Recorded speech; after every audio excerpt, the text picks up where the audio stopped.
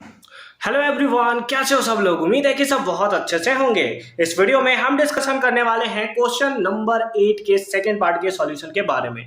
अगर आपने इसे प्रीवियस वीडियो अभी तक नहीं देखा, साथ ही साथ आने वाले वीडियोस का सॉल्यूशन देखना चाहते हो तो कंप्लीट प्लेलिस्ट का लिंक मिलेगा आपको डिस्क्रिप्शन में, तो एक बार डिस्क्रिप्शन आप जरूर चेक कर लोगे।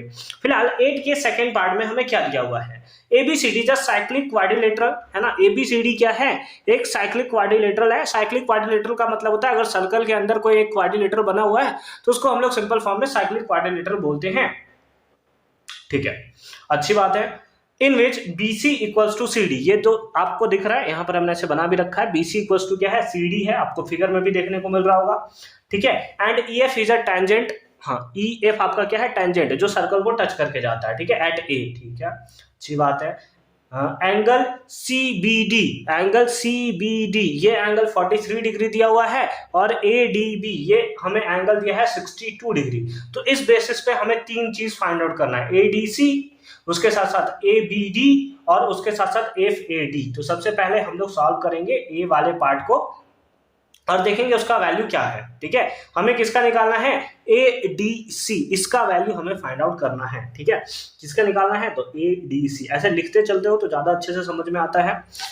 AD और C है ना। अगर आप चलो इन ट्राइंगल BCD है ना, अगर हम लोग BCD में चले, सर इसमें क्यों चल रहे हैं, क्योंकि ये दोनों साइड हमें क्या दिया हुआ है, ये साइड इस साइड के सेम है ना। यानी कि हमें क्या दिया हुआ है, BC जो है वो CD के इक्वल है, ऐसा हमें क्या दिया हुआ है, ये हमें गिवन है ना, ये हमें गिवन है। ठीक है, और अगर गिवन है तो इसका मतलब यहां पर जो एंगल बन रहा है वही एंगल यहां पर भी बनेगा।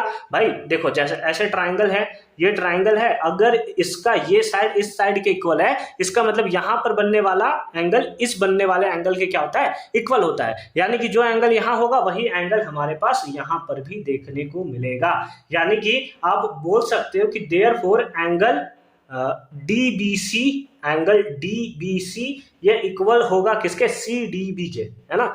CDB है ना, ये ना था CDB, कितना हो जाएगा, दैट इज दोनों इक्वल होगा किसके, 43 डिग्री के इक्वल आपको देखने को मिलेगा। सर लेकिन ये 43 डिग्री हमने एंगल निकालकर क्या किया, हमें क्या पूछा था, ADC पूछा था ना। ये एंगल निकल गया, ये एंगल निकल गया, अब क्या चाहिए तुम्हें, तो लिख सकते हो कि नाउ एंगल ADC है ना, एंगल ADC ये किसके इक्वल होगा, तो ये इक्वल होगा ना एंगल ADB है ना, एंगल ADB और एंगल कौन कौन सा, BDC या CDB, कौन सा निकालो, CDB। हाँ, तो एंगल CDB इसके इक्वल होगा। ये एंगल कितना दिया हुआ है, 62 डिग्री और प्लस 43 डिग्री, ऐड कर दो दोनों का कितना आ जाएगा, 105 डिग्री। एंड ये हमें सिंपल फॉर्म में इसका क्या देखने को मिला, आंसर देखने को मिला। कितना ही सिंपल सा ये हमारा क्वेश्चन था। ठीक है, अब इसी के बी पार्ट में देखो, बी पार्ट में हमसे क्या पूछा है, बी पार्ट में हमसे दिया गया है दैट इज ABD, इसका वैल्यू हमें बताना है। अब इसे हम लोग कैसे फाइंड आउट करेंगे, तो इसे फाइंड आउट करने के लिए देखो क्या करना पड़ेगा, हमें क्या चाहिए, हमें चाहिए एंगल ABD, इसका वैल्यू हमें चाहिए क्या होगा, कहाँ है एंगल ABD है ना, ये वाला एंगल हमें चाहिए। ये पता है, ये पता है, ये पता है। हाँ ठीक है, देखो साइक्लिक क्वाड्रिलेटरल है, साइक्लिक क्वाड्रिलेटरल ये हमें गिवन है, तो इसके अपोजिट एंगल का सम कितना होगा, 180 डिग्री होगा। साइक्लिक क्वाड्रिलेटरल में तो यही होता है ना कि अगर एक साइक्लिक क्वाड्रिलेटरल है आपका, यानी कि एक सर्कल के अंदर इस टाइप का क्वाड्रिलेटरल है, खतरनाक क्वाड्रिलेटरल दिख गया, तो इसके अपोजिट एंगल का सम कितना होता है, 180 डिग्री होता है। ठीक है, तो इस बेसिस पे आप ये लिख सकते हो कि एंगल लिख सकते हो कि angle ABC plus angle ADC है ना, ADC, ये दोनों क्या हो गया, ये एंगल यहां से यहां तक का एंगल और यहां से यहां तक का एंगल, दोनों का सम कितना होगा, 180 डिग्री के इक्वल हमें देखने को मिलेगा। ये सिंपल फॉर्म में कैसे लिख दोगे, तो ये हमारा हो जाएगा साइक्लिक क्वाड्रिलेटरल से, है ना, साइक्लिक क्वाड्रिलेटरल, शॉर्ट में सीक्यू लिख दिया, साइक्लिक क्वाड्रिलेटरल के बेसिस पे कि अपोजिट एंगल का सम कितना होता है 180 डिग्री के इक्वल होता है, ठीक है। तो इस बेसिस पे ये हमारा हो गया। अब एंगल ए बी सी, इसको आप क्या लिख सकते हो, इसको हम लोग लिख सकते हैं angle A B D, angle A B D plus angle A B D plus angle C, हाँ, या फिर डी बी सी जो लिखना चाहो, या सी बी डी लिखना चाहो तो लिख सकते हो। तो डी बी सी इसलिए ऐसा लिखे हैं क्योंकि ये हमें गिवन है ना।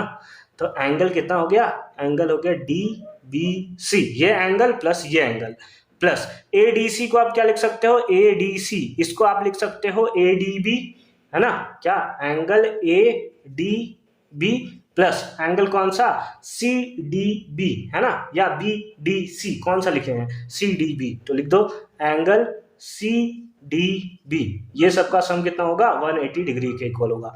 ए बी सी को आप ऐसे लिख सकते हो और ए डी सी को आप ऐसे लिख सकते हो। उम्मीद है कि ये तो आपका बच्चा वाला है भाई, है ना, बचपन से आप पढ़ते आ रहे हो।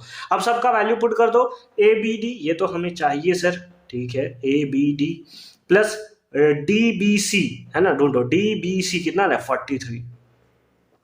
43 प्लस ए डी बी कितना है 62 degree plus C D B, है ना, सी डी बी निकाले थे क्या अभी हम, सी डी बी कितना है 43 डिग्री, कितना है 43 डिग्री इज इक्वल्स टू कितना 180 डिग्री, इज इक्वल्स टू कितना 180 डिग्री हमें देखने को मिलेगा, ठीक है, अच्छी बात है। अब आ जाओ ऐड कर दो ए बी और डी प्लस इन दोनों का सम आया था इतना, है ना, इसमें 43 ऐड कर दोगे तो 148 हो जाएगा, कितना होगा 148 इज इक्वल्स टू कितना 180 डिग्री 30 और 32, है ना, 32 डिग्री देखने को मिलेगा आपको। तो angle A B D equals to, ये प्लस में उधर गया तो माइनस में, यानी 180 माइनस 148 डिग्री, तो इस बेसिस पे आ गया angle A B D equals to, minus कर दोगे कितना आएगा 32 डिग्री, है ना, 32 डिग्री, और ये सिंपल फॉर्म में हमें आंसर देखने को मिलेगा। तो दो आंसर हमने तो बहुत ही प्यारे तरीके से यहाँ पर निकाल दिया है। एंगल मतलब ए पार्ट में हमें ए डी सी पूछा था और दूसरे पार्ट में हमसे पूछा था A B D. Third part में देखो हमसे क्या पूछा हुआ है, थर्ड पार्ट में हमसे पूछा हुआ एफ ए डी, कहाँ है एफ ए डी, ढूंढो एफ ए डी। अच्छा, ये एंगल आपसे पूछा हुआ है कि ये किसके इक्वल होगा, है ना, तो ये एंगल जो होगा वो सिंपल फॉर्म में, अच्छा ये तो सिंपल सा है भाई, देखो ये वाला जो एंगल होगा वो ए बी डी के इक्वल होगा, यानी कि यहाँ वाले एंगल के इक्वल होगा, ये एंगल इस एंगल के इक्वल होगा। अब बोलोगे सर ये क्या बात हुआ सर, ये एंगल कैसे इक्वल होगा, तो हम लोगों ने पढ़ रखा है angles on alternate segments are equal, यानी कि अल्टरनेट सेगमेंट्स में हमें देखने को मिलता है ना, तो वो हमें क्या देखने को मिलता है, इक्वल देखने को मिलता है। तो सी पार्ट को हम लोग यहीं पे सॉल्व कर दें क्या, है ना, मैंने को लगा मिटाना पड़ेगा बट ये तो नहीं मिटाना पड़ेगा। हमें क्या पूछा था, एंगल एफ ए डी, इसका वैल्यू बताइए कि क्या है। इसको थोड़ा ऊपर कर दूं मैं, चलो आ जाओ आप पहले इसका फटाफट से स्क्रीनशॉट ले लो एक बार, ठीक है, स्क्रीनशॉट ले लो, ले लिया, अच्छी बात है। अब आ जाओ ऊपर, है ना, ऊपर आ जाओ, ठीक है। एफ ए डी हमसे पूछा हुआ था तो लिख देंगे एफ ए डी, इसका वैल्यू किसके इक्वल होगा, दैट इज ये इक्वल होगा ए बी डी के, किसके इक्वल होगा ए बी डी के, और ब्रैकेट में लिख दोगे किसके बेसिस पे, तो angle on alternate segment, angle on alternate segment are equal, segment are equal, है ना, क्या होगा, ये हमें इक्वल देखने को मिलेगा। तो इस बेसिस पे एंगल एफ ए डी ये किसके इक्वल हो जाएगा, ये इक्वल हो जाएगा हमारे 32 डिग्री के, और ये हो गया सिंपल फॉर्म में हमें क्या दिया हुआ है, आंसर देखने को मिलेगा। कहाँ से मिला, तो ए बी डी ये वैल्यू हमने निकाला था, दैट इज 32 डिग्री, ठीक है। आई होप कि ये पार्ट भी आपको बहुत अच्छे तरीके से क्लियर हुआ होगा कि कैसे हमने इसका सॉल्यूशन किया है। मिलते हैं आपसे अगली वीडियो में क्वेश्चन नंबर 8 के थर्ड पार्ट के सॉल्यूशन के साथ, तब तक के लिए अच्छे से पढ़ाई करते रहो। All the very best for your upcoming examination.